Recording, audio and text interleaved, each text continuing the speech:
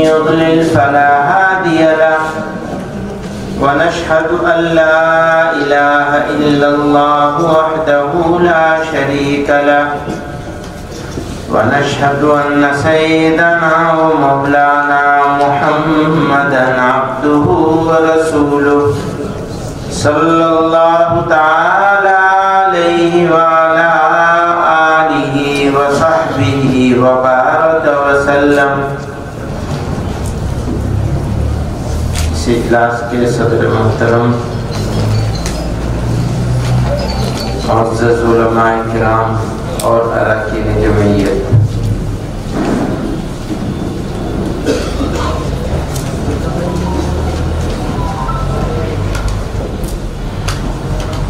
انسان کی کچھ ضروریات ہوتی ہیں۔ ہر انسان کی کچھ ضروریات ہوتی ہیں، کچھ انفرادی اور کچھ اجتماعی۔ کامیاب انسان وہ ہے جو انفرادی اور اجتماعی دونوں ذمہ داریوں کے لیے ادا کرنے کے لیے اپنے آپ کو اور اپنی اگلی اپنے آپ کو اور اپنی اگلی نسلوں کو تیار کر سکے۔ جو لوگ تیاری کرتے ہیں ان کو تیاری کرنے سے پہلے فکر کرنی پڑتی ہے، سوچنا پڑتا ہے۔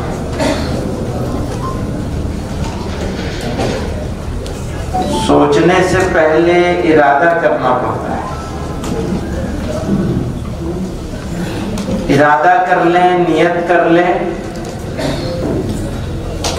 کہ ہمیں کرنا ہے۔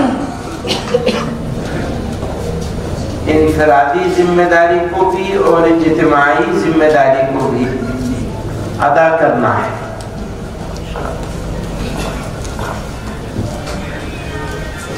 اگر ہم ارادہ کر لیں گے تو سوچنے لگیں گے، سوچنا پڑے گا ہی کہ یہ جو انفرادی ذمہ داری ہے اس کو کیسے ادا کریں، کیا کیا ہے اور کیسے ادا کریں،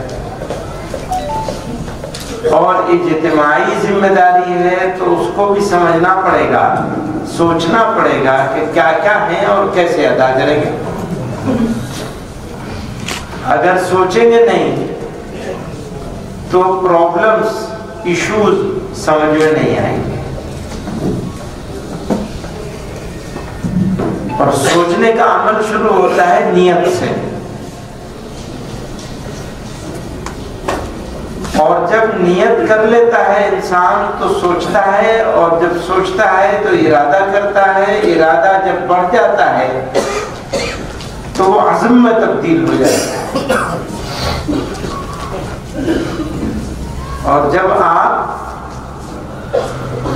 کوئی کام عزم کر کے کریں گے اور متعدد کاموں کو عزم کے ساتھ کرنے لگیں گے تو آپ اولو العزم کہلائیں گے۔ اور جب آپ کو کچھ اولو العزم ساتھی مل جائیں گے تو آپ اولو العزم جماعت بن جائیں گے۔ اور جب کسی قوم کے پاس اولو العزم جماعت ہوگی، اگر کسی قوم کے پاس اولو العزم جماعت ہوگی، تبھی وہ قوم ذلیل ہونے سے، رسوا ہونے سے بچ سکے گی۔ اگر کوئی قوم کسی مذہب سے تعلق رکھتی ہو، کسی علاقے سے تعلق رکھتی ہو، کسی نسل سے تعلق رکھتی ہو، اور اس کے پاس، اس قوم کے پاس اولو العزم لوگوں کی جماعت نہ ہو، تو اس قوم کو ذلیل اور رسوا ہونے سے کوئی بچا نہیں سکتا۔ یہ اللہ تعالی کا نظام ہے۔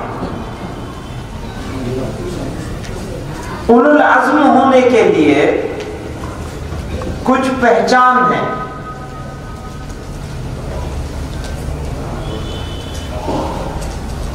فکر مند ہونا،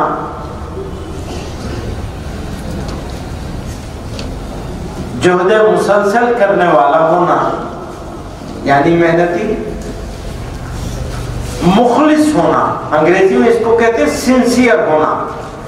جب ہم اردو کے اخلاص کی بات کرتے ہیں وہ بہت اعلیٰ مقام ہے، وہ بغیر کسی، یعنی یہ کہنا تو ٹھیک نہیں ہے لیکن بغیر جہد مسلسل کے وہ بھی حاصل نہیں ہوتا، لیکن انگریزی کا سنسیئر جو ہے وہ زیادہ بہتر ہے اس بات کے لیے جو میں کہنا چاہتا ہوں۔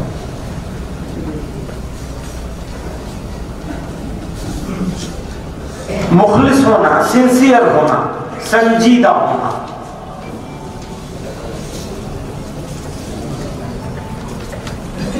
اور قربانی دینے کے لیے تیار رہنا۔ یہ کچھ خصوصیتیں ہیں جو ملت کے پاس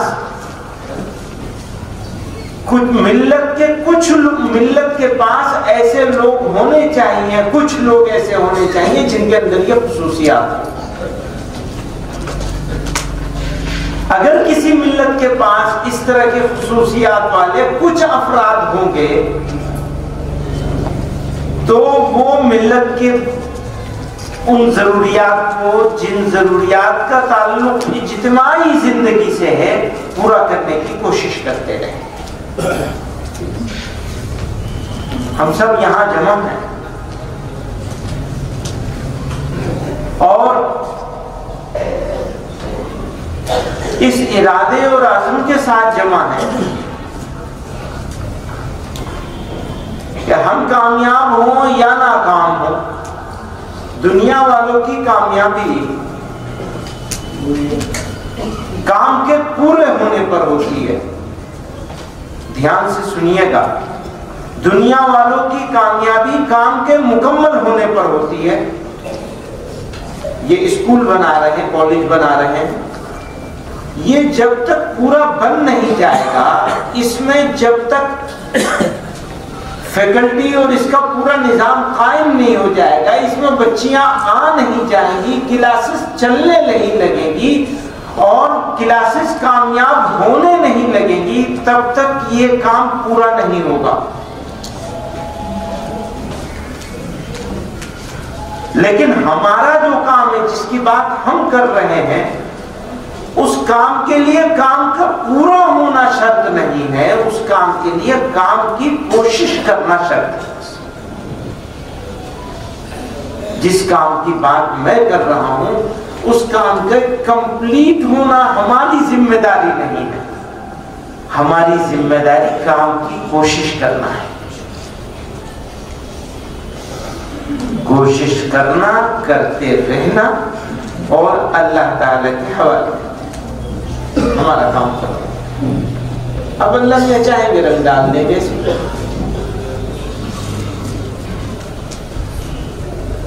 ایک کامیاب قوم جس کو ملت سے تعبیر کرتے ہیں، امت سے تعبیر کرتے ہیں، دونوں تعبیر قریب قریب ہے لیکن بڑا فرق ہے دونوں میں، امت میں اور ملت میں۔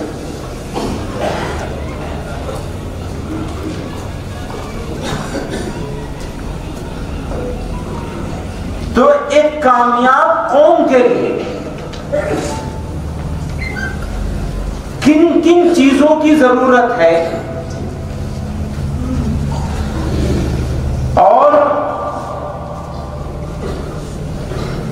انڈین مسلمز ان چیزوں سے محروم ہیں یا وہ چیزیں یا چیزوں کا اکثر حصہ یا کچھ حصہ ان کو مل گیا؟ اس انالائسس کی ضرورت ہے۔ کیسے ہوگا؟ ضرورت کیا ہے، اس کو پہچاننا ضروری ہے۔ اگر ضرورت نہیں پہچانیں گے،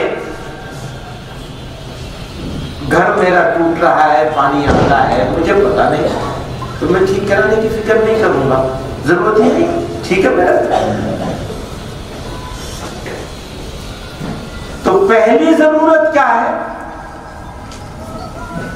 کہ یہ آگاہی ہونا کہ ہماری اجتماعی زندگی کے لیے ملت کو کن کن چیزوں کی ضرورت ہے.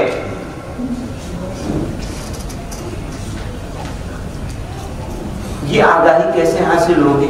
کسی مقرر کے تقریر کر دینے سے مل جائے گی؟ جی نہیں، کسی کے بتانے سے نہیں ہوگی. ہمارے اور آپ کے سوچنے سے ہوگی. کچھ چیزیں ہیں جس میں ایک فارمولہ چلے گا، جیسے بہت آسانی سے کہا جا سکتا ہے علم کے بغیر نہیں ہو سکتا. اور جب علم کی بات ہوگی تو دینی علم کی بات بھی ہوگی اور دنیاوی علم کی بات بھی ہوگی.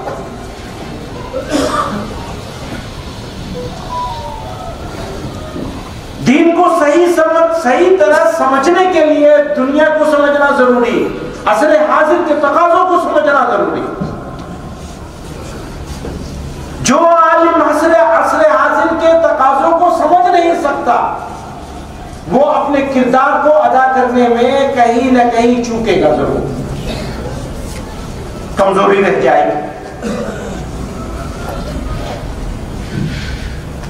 ملٹی ڈائمینشنل ایفرٹ، کثیر جہتی، ہمہ جہتی تو کہیں نہیں جا سکتا.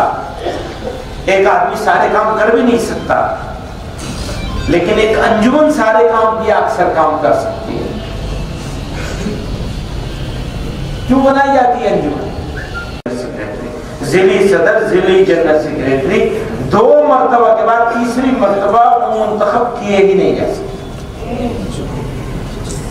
اس عہدے بدل کے ہو سکتے ہیں، اس عہدے پر نہیں بیٹھ سکتے.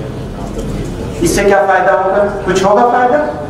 آپ سمجھنے میں کیا کہنا چاہ رہے ہیں؟ نئے لوگوں کو شامل کرنا، نئے بلد کو، نئے خون کو شامل کرنا، نئے لوگوں کو موقع ملنا.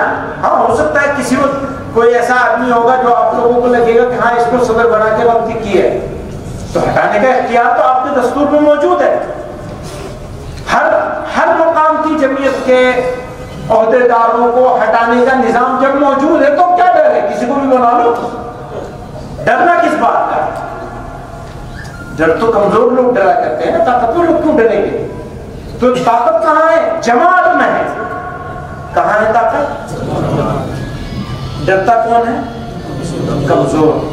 جب جماعت بنا لی آپ نے تو آپ کمزور ہیں یا طاقتور ہیں؟ طاقتور. آپ نے کسی کو عہدیدار بنا دیا اور اس عہدیدار نے کی طرف آپ کو دیکھنا پڑے، اس کا مطلب یہ ہے کہ جماعت کمزور ہوگی، عہدیدار طاقتور ہوگی. جب جماعت کمزور ہوگی عہدیدار طاقتور ہوگا، یا نہ ہو عہدیدار طاقتور، لیکن جب جماعت کمزور ہوگی تب تک ملت ذلیل اور رسوا ہوگی. آپ کو اپنی جماعت کو، اپنی جمعیت کو مضبوط کرنا. وہ کیسے ہوگا؟ آپ مضبوط ہوں،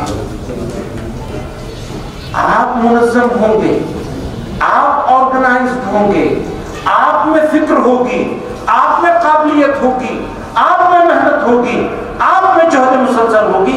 ملت کو کوئی ذلیل اور رسوا نہیں کر سکے. آج ایسا نہیں. رونے سے کوئی فائدہ نہیں. دعا بھی اللہ تعالی نے قبولیت کے لیے مشروط کری ہے. کس کی دعا قبول ہوگی؟ جو کام کرے گا. بیٹھ کے دعا کرے گا اس کی دعا اس کے لیے تو قبول ہو سکتی ہے، قوم کے لیے قبول نہیں ہو سکتی. یا تب قبول ہو سکتی ہے جب کچھ لوگ قوم کے لیے کام کر رہے ہوں ضرور، اور جو دعا میں اللہ تعالیٰ کام کرنے والے کے اثر ڈالتا ہے بیٹھنے والے کے اثر نہیں. بیٹھنے والے تو معذور لوگ ہوتے ہیں، معاف کریے گا. اللہ میاں آپ سے کام چاہ رہے ہیں، بیٹھنا نہیں چاہ رہے، اور منظم کام چاہ رہے ہیں. منظم کی مثال بھی بتا دوں. پیغمبر علیہ السلام اللہ تعالیٰ کے نبی ہیں، آخری نبی ہیں، ہے نا؟ کسی کو کوئی اشکال تو نہیں ہے اس میں؟ اللہ تعالیٰ کے نبی کی مدح میں جتنی باتیں کہی جائیں گی کسی میں مبالغہ نہیں ہوگا. وہی ایک ذات ہے جس کی تعریف میں مبالغہ نہیں کیا جا سکتا. یہ مبالغہ ہو ہی نہیں سکتا. آپ مبالغہ کر لیجیے, آپ تھک جائیں گے, تعریف پوری نہیں ہوگی, ہے نا. اچھا, اللہ تعالیٰ نے منتخب کیا تھا ان کو, اللہ تعالیٰ کے محبوب. کیا دعا مانگ رہے ہیں؟ دعا مانگنے سے پہلے اللہ میاں کو واسطہ دے رہے ہیں. ذرا توجہ کیجئے گا, کیا واسطہ دے رہے ہیں اللہ میاں سے؟ اللہ تیرے نام لینے والے مٹ جائیں گے, تیرے نام لینے والے نہیں رہیں گے, ہم کمزور ہیں, ہمیں طاقت دے دیجیے. کس موقع پہ دعا مانگی تھی؟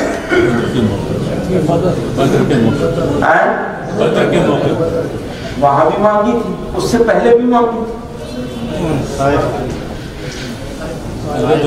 ہاں, دعا مانگی تھی, وہ دعا اس سے پہلے بھی مانگی تھی جب عمر کے لیے تقاضا کیا تھا, اور وہ اکیلے عمر کے لیے تقاضا نہیں کیا تھا, کہا دو میں سے ایک کو دے دیجیے. انہوں نے کہا باقی صحابہ مرید تھے, اب عمر مراد تھے. اور میں یہ کہتا ہوں نبی صلی اللہ علیہ وسلم کے مراد تھے اور اللہ تعالیٰ کے منتخب فرمودہ تھے. حضرت موسیٰ کا کیا قصہ ہوا تھا؟ موسیٰ نے کیا مانگا تھا اللہ میں سے؟ میرے بھائی کو بنا دیجئے. میں نبوت مانگ رہے تھے بھائی کے لیے, یہاں صرف ایمان مانگا گیا, ساتھی بنا دیجئے. اور وہاں نبوت مانگ رہے تھے حضرت موسیٰ علیہ السلام. کس کے لیے؟ حضرت ہارون کے لیے. وہ میرے سے اچھا بولنے والے ہیں, اچھی تقریر کرتے ہیں, لوگوں ان کی بات میں اللہ نے اثر رکھا ہوا ہے, اللہ آپ نے ایمان دے دیجیے, وہ نبوت عطا فرما دیجیے.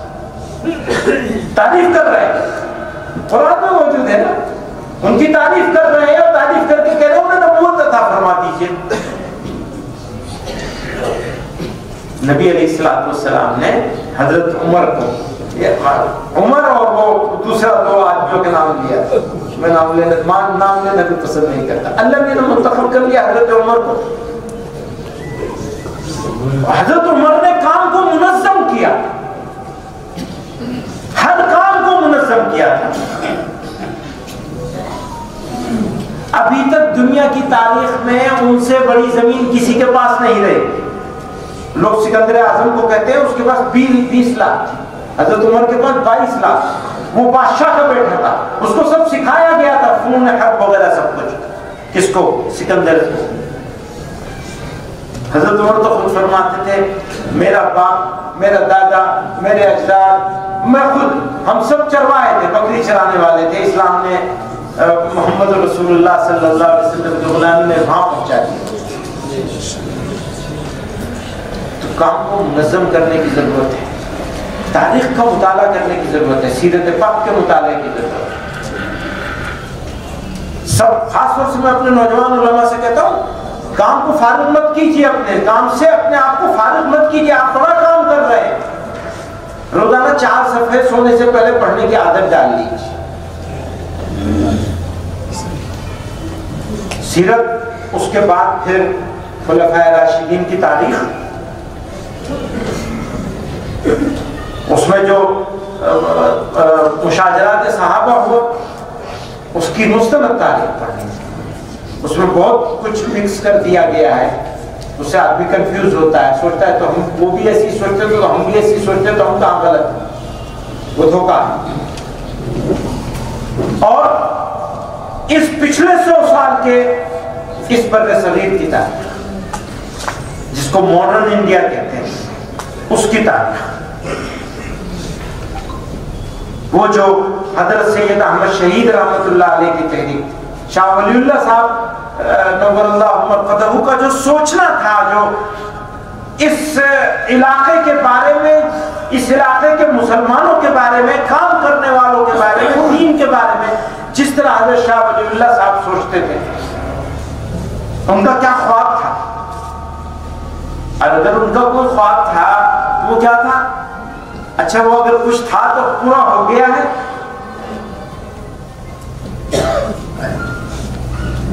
دیکھنا پڑے گا نا پورا ہو گیا نہیں ہوا.